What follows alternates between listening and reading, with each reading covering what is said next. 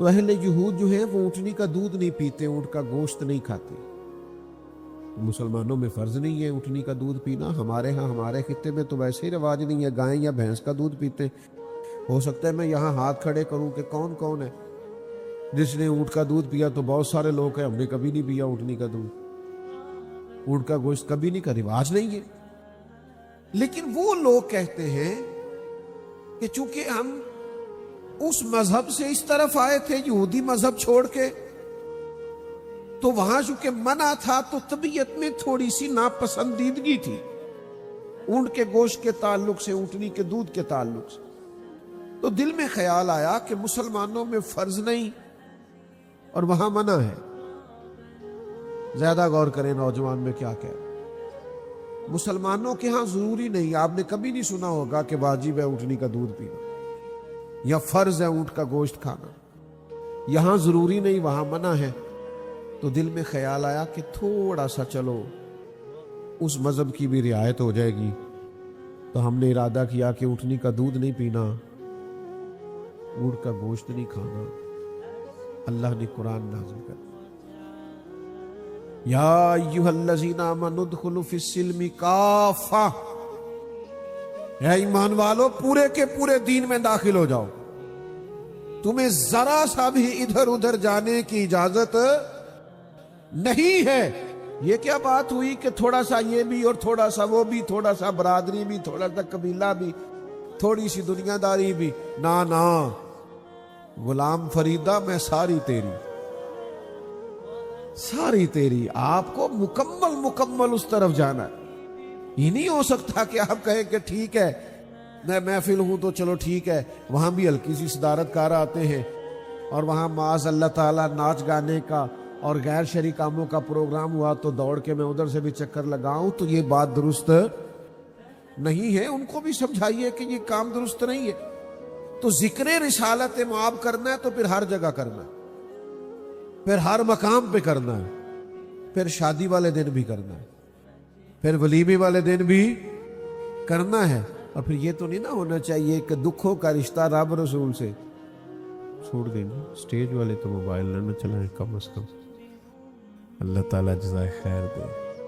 ہم جب جانوروں پر رحم کی بات کرتے ہیں تو ہم کہتے ہیں بیچارہ بے زبان ہے، یعنی اپنا درد، اپنا دکھ، اپنی تکلیف بتا نہیں سکتا۔ زبان بڑی نعمت ہے کہ آپ اپنا ما فی الضمیر کہہ سکتے ہیں، دل کی بات بتا سکتے ہیں، اپنے دکھ کا اظہار کر سکتے ہیں، لیکن زبان کی نعمت کا بھی صحیح استعمال کرنا بڑا ضروری ہے۔ اگر اسی کا غلط استعمال کر لیا جائے تو یہ زبان ہی بعض اوقات بہت سارے مسائل کا سبب بن جاتی ہے۔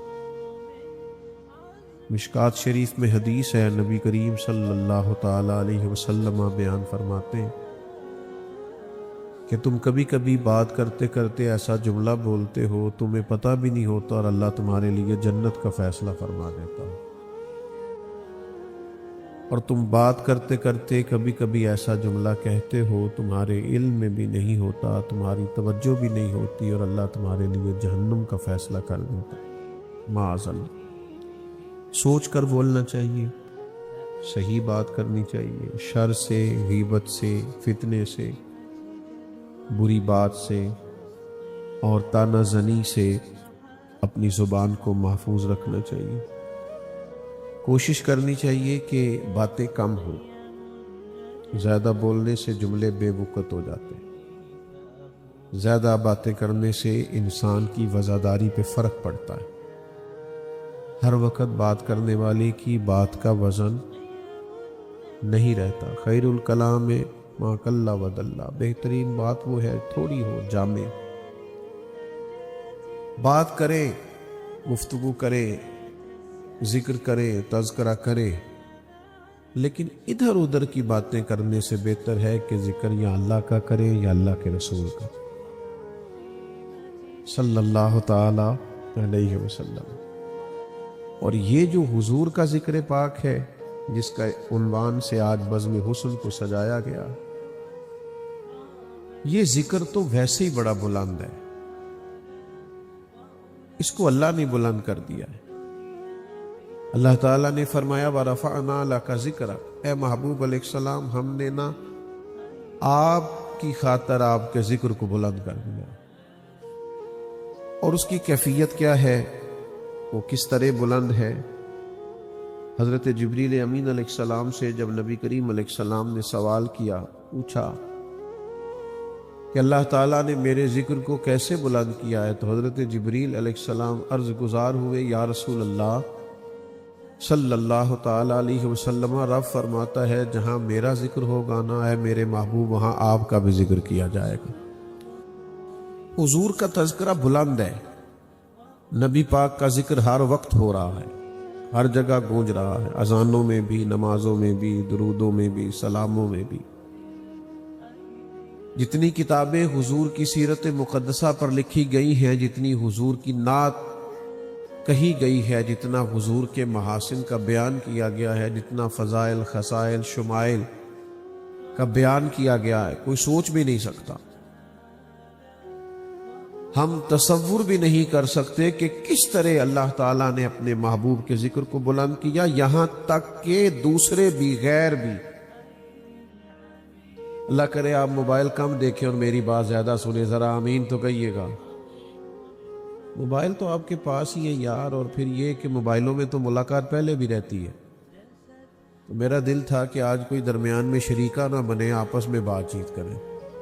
تو کافی سارے کیمرے لگے ہوئے ہیں، یہ آپ کو دے دیں گے، بس باقی دوست میری طرف بات پر توجہ کریں۔ عزیز دوستو، غیروں نے حضور کی یہ شعر غیر مسلم کے ہیں، وہ کلمہ نہیں پڑھتا تھا، غیر مسلم کے شعر۔ وہ کہتا ہے یہ کس نے ذروں کو اٹھایا اور صحرا کر دیا، یہ کس نے قطروں کو ملایا اور دریا کر دیا، یہ بھلا کس کی حکمت نے یتیموں کو کیا در یتیم اور غلاموں کو دنیا بھر کا مولا کر دیا۔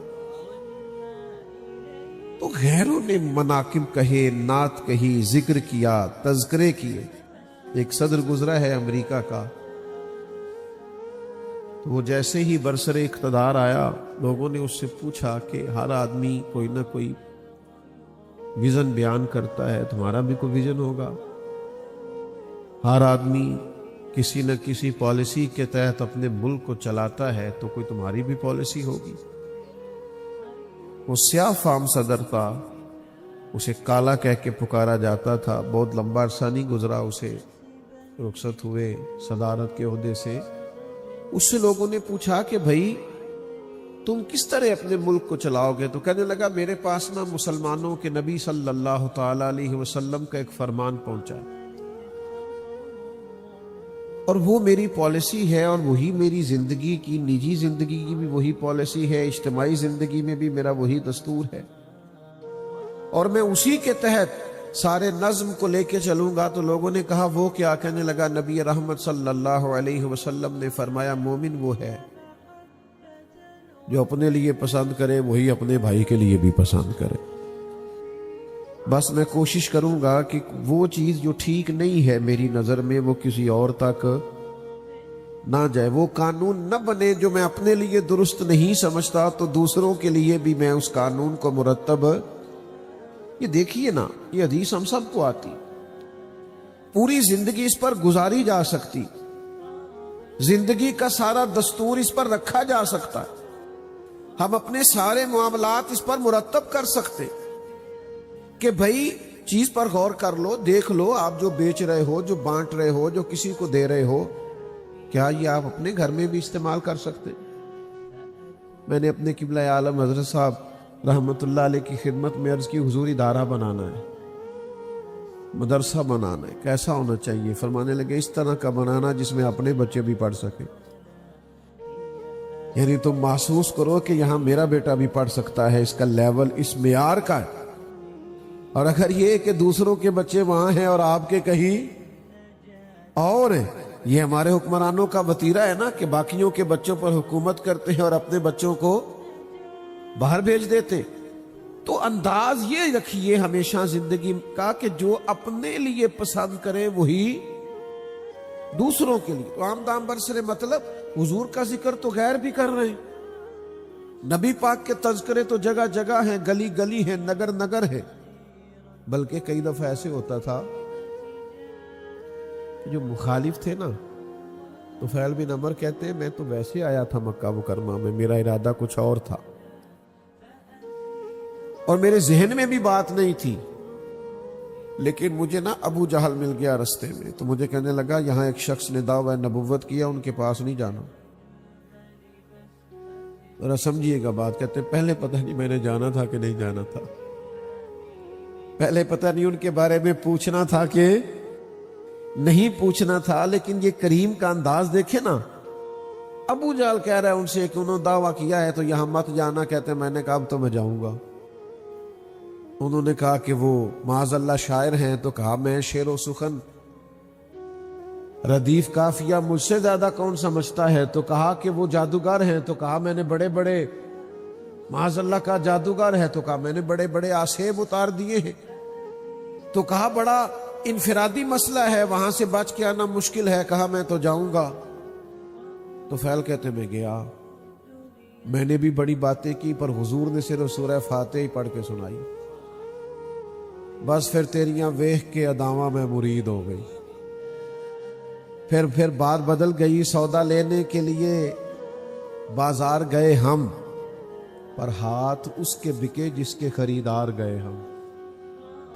پھر واپس آئے تو ابو جہل ہی کہہ رہا تھا یہ وہ نہیں ہے جو یہاں سے گیا تھا، چہرہ دیکھ کے کہہ رہا تھا بدل گئے انداز، اطوار بدل گئے۔ تو بھائی غیر بڑا ذکر کرتے رہے، غیروں نے بڑے تذکرے کیے میرے نبی پاک، اللہ نے کروا لیے کوچا کوچا، کریا کریا، نگر نگر، حضور کا ذکر جاری تھا، جاری ہے اور جاری کیا کہتے ہیں فاضل بریلوی، رہے گا یوں ہی ان کا۔ پریشان ہیں آپ کسی بات پہ؟ یہ زبردستی تو نہیں نا بٹھایا محفل ان دوستوں نے، ورنہ ان سے بات کریں، چونکہ اتنے پیارے لوگ ہیں آپ سارے، تو میری تو عادت ہی نہیں، میں بے سرا آدمی ہوں، میں تو کسی سے کہہ ہی نہیں سکتا میرے ساتھ مل کے پڑھو، تو سریلے لوگ کرتے ہیں۔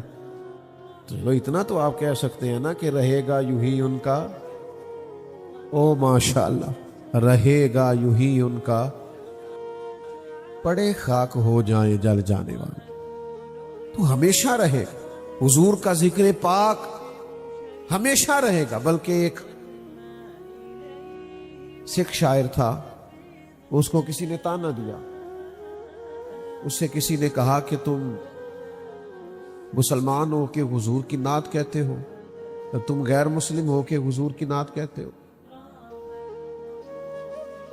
اور اگر کہتے ہو تو پھر مسلمان ہو جاؤ۔ تو وہ کہنے لگا یار تم مجھ پر پابندی کیوں لگاتے ہو کہ میں غیر مسلم ہوں تو حضور کی نعت نہیں کہہ سکتا؟ وہ کہنے لگا ہو جائے عشق کسی سے کوئی چارہ تو نہیں، ہو جائے عشق کسی سے کوئی چارہ تو نہیں، اور صرف مسلم کا محمد پہ اجارہ تو نہیں، وہ تو عالمین کی رحمت ہے، تو ہو گیا بس، پیار کیا کیا جا سکتا ہے۔ تو جو عرض کرنا چاہتا ہوں، جو سمجھانا چاہتا ہوں کہ نبی پاک کا ذکر جگہ جگہ ہے، نگر نگر ہے، گلی گلی ہے، ہر مقام پہ ہو رہا ہے اور ہوتا رہے گا۔ بس ہمیں ہمارے امام نے یہ مقصد دیا ہے کہ تم نے بھولنا نہیں، تم نے بھولنا نہیں۔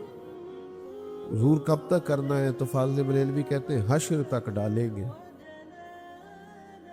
پیدائش مولا کی دھوم، اور مثل فارس نجد کے کلے گراتے جائیں، خاک ہو جائیں ادو جل کر مگر ہم تو رضا، دم میں جب تک دم ہے۔ اللہ کرے آپ کو سمجھ آئے، یہ شعر نہیں ہے، یہ مقصد حیات ہے، یہ فقط شعر کا مصرع نہیں ہے، یہ کسی شخص کا ولولہ ہے، کسی کا جذبہ ہے، کسی کا دستور حیات، کسی کا منشور ہے کہ ہم کریں گے کیا۔ کہتے خاک ہو جائیں عدو جل کر مگر ہم تو رضا، دم میں جب تک دم ہے ذکر ان کا سناتے جائیں۔ یہ ہم نے مقصد بنا لیا، اور یہ کیوں بنایا ہے وہ بھی بتاتے ہیں۔ وہ کہتے ہیں جو نہ بھولا ہم غریبوں کو رضا، پھر ذکر اس کا اپنی عادت کیجئے، جب انہوں نے ہمیں نہیں بھلایا تو ہمیں بھی ہر وقت محبوب کا ذکر کرنا چاہیے اور کرتے ہیں ہم حضور کا ذکر، پر محفل میں، مجھے معاف کیجئے گا، کل خانی میں کرتے، جنازوں میں کرتے،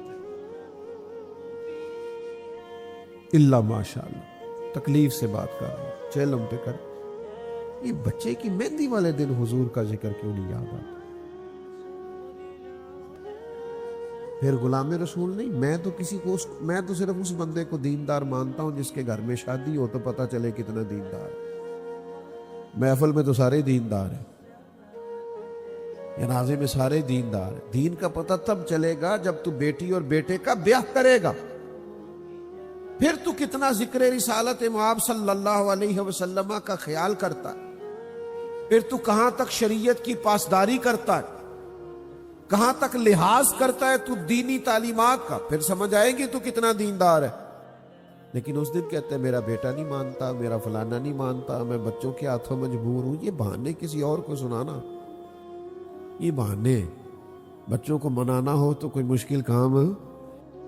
اور برادری اور قبیلے سے اگر آپ لڑ نہیں سکتے تو دعوی محبت کیوں کیا تھا؟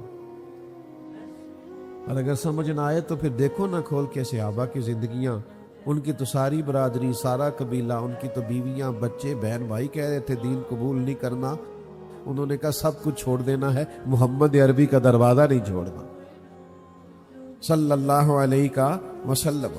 لیکن وہ محفل میں ادھار ٹوپی لے کے آ جانا کسی سے، اور جناب بڑا زبردست دیندار بن جانا، اور اس کے بعد ساری مرضی کے کام کرنا، تو یہ بھائی آدھے تیتر آدھے بٹیر بننے سے کام نہیں چلتا۔ یا ایھا الذین آمنوا ادخلوا فی السلم کافہ، اے ایمان والو پورے کے پورے دین میں داخل ہو جاؤ۔ آدھے تیتر آدھے بٹیر بننے سے گزارا، وہ میں تو کئی دفعہ نا، وہ جو بڑے ہوتے ہیں نا ہمارے اسٹیجوں پہ، نقیب، خطیب، نعت خواں، ان سے بھی گزارش کرتا رہتا ہوں کہ بھائی آپ فل ٹائم دیندار بنے۔ یہ جو آپ نے جوز وقتی پکڑا ہوا ہے نا نظام، شادیوں میں آپ جاتے ہیں تو آپ کا لباس ہی اور ہوتا ہے، ایئرپورٹوں پہ آپ سے ملاقات کریں تو آپ کے رنگ ڈھنگ ہی اور ہوتے، تو بھائی یہ آپ نے کون سا دین اختیار کیا ہے کہ جس میں تھوڑا سا آپ یہ بھی کر سکتے ہیں اور تھوڑا سا آپ وہ بھی کر سکتے؟ پورے کے پورے دین میں داخل۔ حضرت عبداللہ ابن سلام رضی اللہ تعالیٰ عنہ نے اور ان کے کچھ دوستوں نے یہودی مذہب چھوڑ کر دین اسلام کا کلمہ پڑھا تھا، تو اہل یہود جو ہیں وہ اونٹنی کا دودھ نہیں پیتے، اونٹ کا گوشت نہیں کھاتے۔ مسلمانوں میں فرض نہیں ہے اونٹنی کا دودھ پینا، ہمارے ہاں ہمارے خطے میں تو ویسے ہی رواج نہیں ہے، گائے یا بھینس کا دودھ پیتے۔ ہو سکتا ہے میں یہاں ہاتھ کھڑے کروں کہ کون کون ہے جس نے اونٹ کا دودھ پیا، تو بہت سارے لوگ ہیں، ہم نے کبھی نہیں پیا اونٹنی کا دودھ، اونٹ کا گوشت کبھی نہیں، کا رواج نہیں ہے۔ لیکن وہ لوگ کہتے ہیں کہ چونکہ ہم اس مذہب سے اس طرف آئے تھے، یہودی مذہب چھوڑ کے، تو وہاں چونکہ منع تھا تو طبیعت میں تھوڑی سی ناپسندیدگی تھی اونٹ کے گوشت کے تعلق سے، اونٹنی کے دودھ کے تعلق سے، تو دل میں خیال آیا کہ مسلمانوں میں فرض نہیں اور وہاں منع ہے۔ زیادہ غور کریں نوجوان میں کیا کہہ رہا ہوں۔ مسلمانوں کے ہاں ضروری نہیں، آپ نے کبھی نہیں سنا ہوگا کہ واجب ہے اونٹنی کا دودھ پینا یا فرض ہے اونٹ کا گوشت کھانا، یہاں ضروری نہیں وہاں منع ہے، تو دل میں خیال آیا کہ تھوڑا سا چلو اس مذہب کی بھی رعایت ہو جائے گی، تو ہم نے ارادہ کیا کہ اونٹنی کا دودھ نہیں پینا، اونٹ کا گوشت نہیں کھانا۔ اللہ نے قرآن نازل کیا،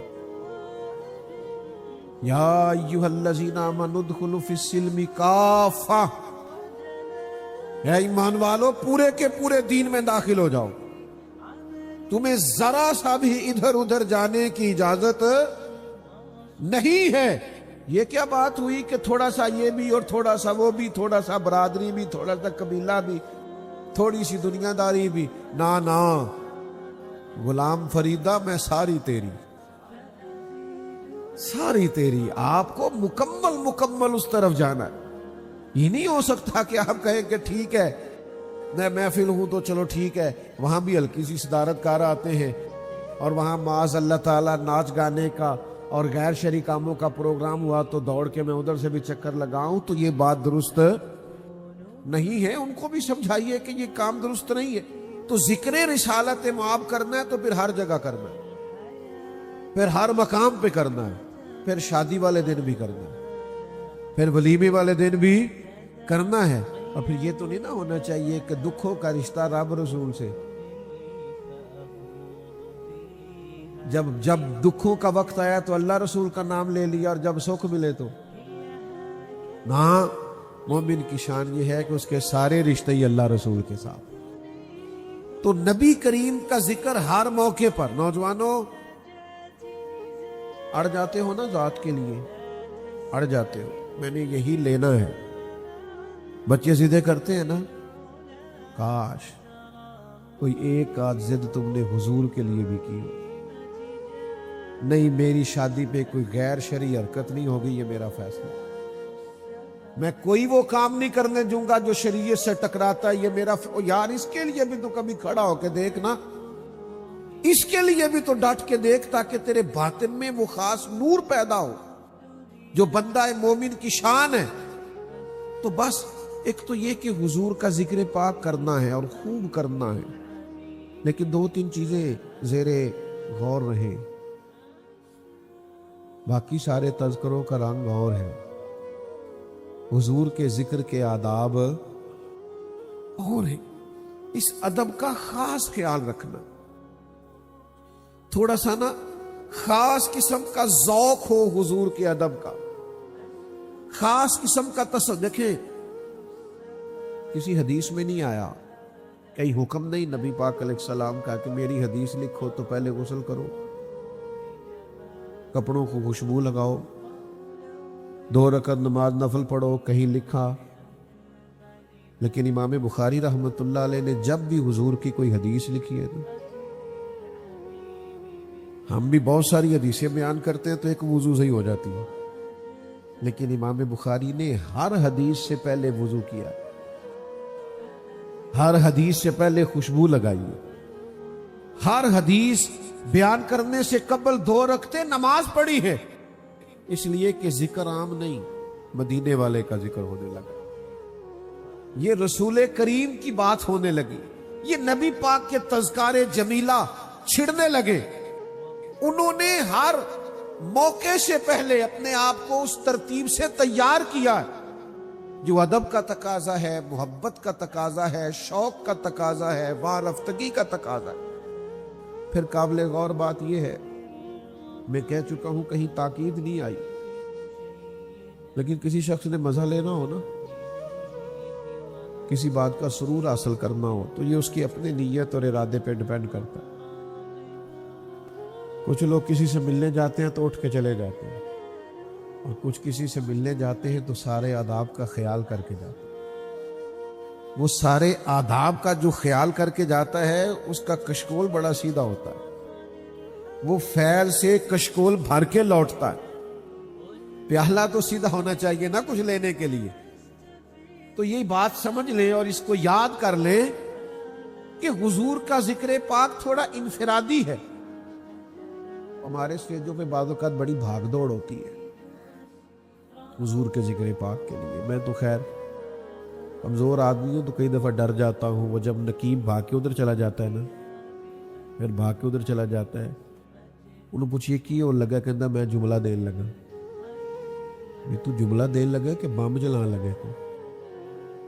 تو کر دے جو بات کرنی ہے، ختم. اور پھر تو نے کتنی دفعہ کہا ہے اپنی نقابت میں اور خطابت میں کہ سارا قرآن حضور کا ذکر ہے، تو پڑھنا چاہ رہا تھے. پھر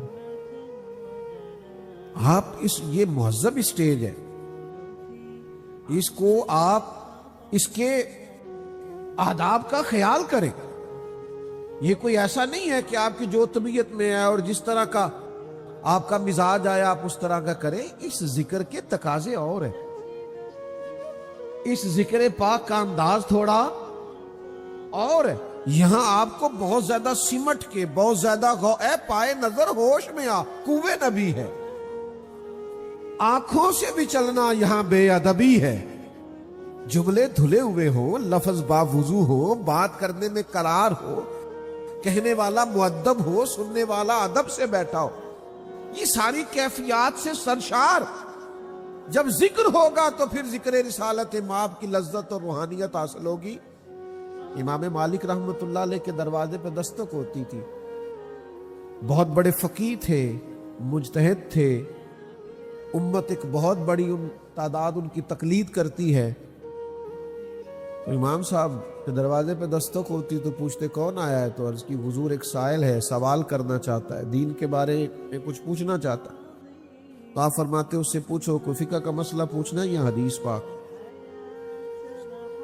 کہتے حضور اس نے ایک فقہی جزیے کے تعلق سے کچھ بات پوچھنی تھی، تو امام صاحب تشریف لاتے، باوضو بات کرتے اور اس کو رخصت کر دیتے، لیکن اگر وہ کہتا نا میں نے حضور کی حدیث سننی ہے، آ میرے دل آمنہ کے لال کی باتیں کریں، تو پھر امام صاحب پہلے امامہ باندھتے، خوشبو لگاتے، جبہ اوڑھتے، اور بندہ چاہے ایک سامنے بیٹھا ہے حدیث سننے والا، امام صاحب منبر پہ بیٹھتے، اللہ کی حمد کرتے، حضور کی بارگاہ میں درود و سلام عرض کرتے، اور پھر جھوم جھوم کے حضور کی حدیث بیان کرتے۔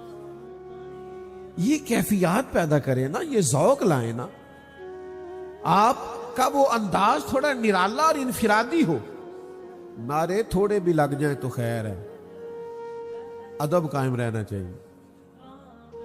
داد چلے، اب میں کوئی ثقیل سخت جملہ نہیں کہتا، داد امداد تھوڑی بھی ہو جائے تو خیر ہے، لیکن ادب بہرحال قائم رہنا چاہیے۔